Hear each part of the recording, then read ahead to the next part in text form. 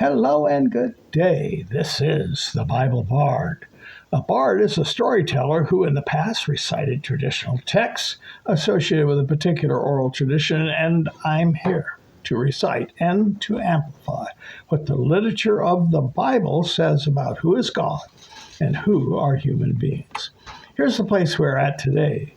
As followers of this podcast know, the Bible Bard likes ironies found in the text and often calls attention to them. Today we look at the use in the text of two ironic thoughts. First is the foolishness of God.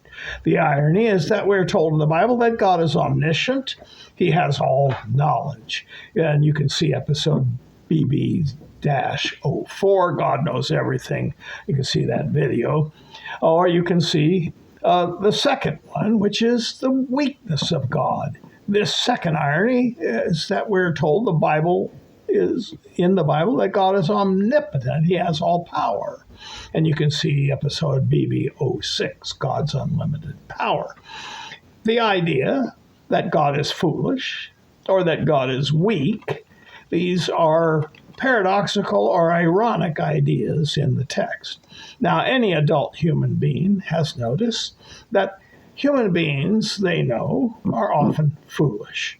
While few people think of themselves as foolish, we often find it easy to notice foolishness in others.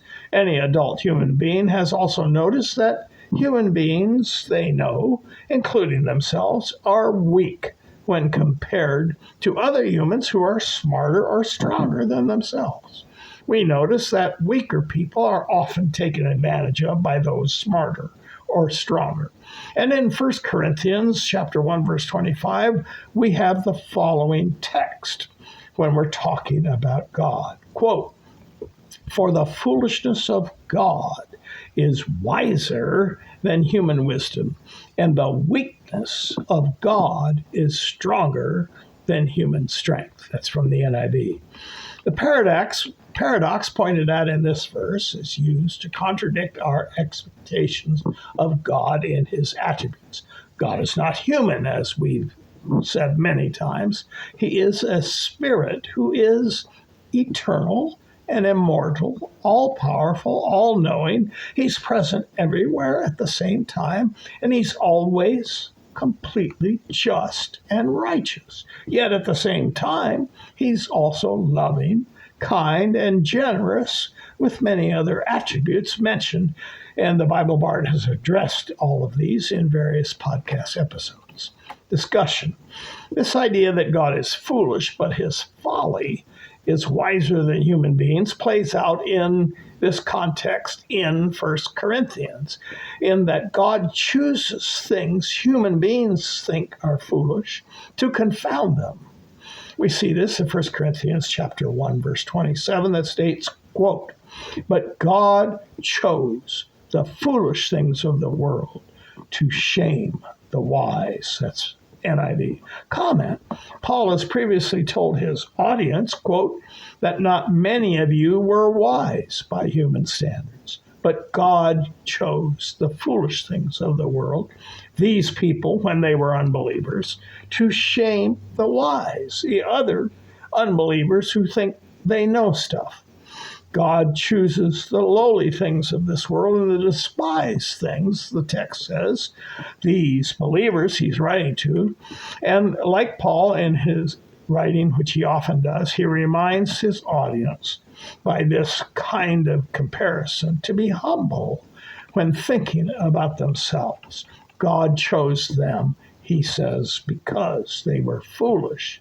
And in doing so, he confounds the people in the world who are wise. This idea that God is weak follows the same pattern. His weakness is stronger than human beings, and it's also seen in the same context that God likes to, quote, "choose the weak things of the world to shame the strong." This use of people in the world that the world sees as weak is especially true when it comes to Jesus Christ and those who believe in him. In Paul's very next text in 2 Corinthians, he states about Jesus, quote, "To be sure, he," Jesus, "was crucified in weakness, yet by God's power he lives. And about believers in Jesus, he says, quote, likewise, we believers are weak in him, yet by God's power we will live with him. God speaks directly about this to Paul. When Paul complains that he has an illness or an affliction he wants taken away, God says, my grace is sufficient for you, for my power is made perfect in weakness. That's 2 Corinthians 12:9. So in our literary analysis, we look closer at the use of irony and paradox in biblical text. Irony in our text occurs when what appears is not what is real, or what is said is not what is meant. In our text, we see that unbelievers see Christians as foolish and weak. Yet, this is a false human perception. Ironically, when God chooses something that appears foolish and weak to the society of unbelievers, what he chooses ends up being wiser and stronger than their evaluation. The Bible provides many stories in which this very thing occurs. Just to remind you of only two, remember in the book of Esther, chapter 7, verse 10, the enemy of the Jews, Haman, is hung on the gallows he had prepared for Mordecai the Jew. In Genesis 37 through 50, we have the 11 brothers of Joseph who sell him as a slave, unaware that out of his slavery he will become a ruler in Egypt that will preserve their lives during a desperate world situation. So we see paradox in our text occurs when a statement that appears contradictory expresses a deeper spiritual truth. It is paradoxical that the foolishness of God is wiser than human wisdom, and that the weakness of God is stronger than human strength. Just to remind you of a few other biblical paradoxes as spoken by Jesus, in Matthew 16, verse 25, he says, quote, for whoever wants to save their life will lose it, but whoever loses their life for me will find it. Comment, that's a very clear statement that if you're in the business of saving your own life in this world, you're going to lose your life.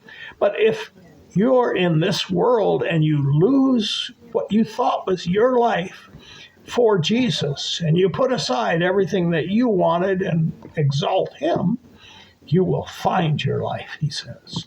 Matthew 23:12, here's a second one. He says, quote, for those who exalt themselves will be humbled, and those who humble themselves will be exalted. So again, we have human beings in society who exalt themselves, and they're going to, by the power of God, be humbled. And those who in this life humble themselves by trusting Christ for forgiveness of sins, those people will be exalted, according to our text. So in our collection of data about Jesus, we found that he is said to be God who became a man. You can see Bible Bard for number 24, Jesus is God in the Bible, for details. We also discovered that as a man, Jesus must suffer and die before he can rule. See Bible Bard 25, the death, burial, and resurrection of Jesus. The Bible states that these declarations appear like nonsense to the unbelievers in the world in every generation. In Psalm 14:1, the text declares, quote, the fool says in his heart, there is no God. They are corrupt, the Bible says. The fool's deeds are vile. There is no one who does good, end quote. Rather than just an absence of belief, this text suggests that unbelief, uncertainty, or doubt is an active contradiction of what is not trusted. The unbeliever here becomes a fool because in his corruption, he imagines what is true is not true. This human foolishness creates a response from God. And it's a horrible response because it says, quote, the one enthroned in heaven laughs. The Lord scoffs at them. He rebukes them in his anger and terrifies them in his wrath. Psalms 2, verses 4 through 6. The literature of the Bible consistently then employs irony and paradox to ridicule common human ideas, common human unbelief, and reveal shocking spiritual truths about and from God. Conclusion. This is the way the Bible Bard works. Brief recitations are closely focused. No distractions, no rabbit trails. We're talking about what the literature of the Bible states, the ideas and concepts it presents, because most people have never engaged with biblical thought. Make up your own mind whether you agree or disagree with the Bible's pronouncements. After watching or listening to a podcast episode, go to www.biblebard.org to download a transcript so you can read and refer to the content of any particular podcast. You can also support the Bible Bard podcast on Patreon. Look for Bible Bard USA. As little as $1 a week or $5 a month helps to cover the costs of the podcast. You can also give at GoFundMe or go to our website, click the donations tab, and make a contribution. The Bible Bard himself takes no salary and does not financially benefit from the gifts of supporters to the ministry. You can send the Bible Bard any question or remarks you care to offer to BibleBardUS@gmail.com. Glad to hear from you. And thanks in advance for following and sharing the Bible Bard content on our audio or video platforms. And you know how this works. We'd like you to follow and subscribe, to share content, download items, and make comments.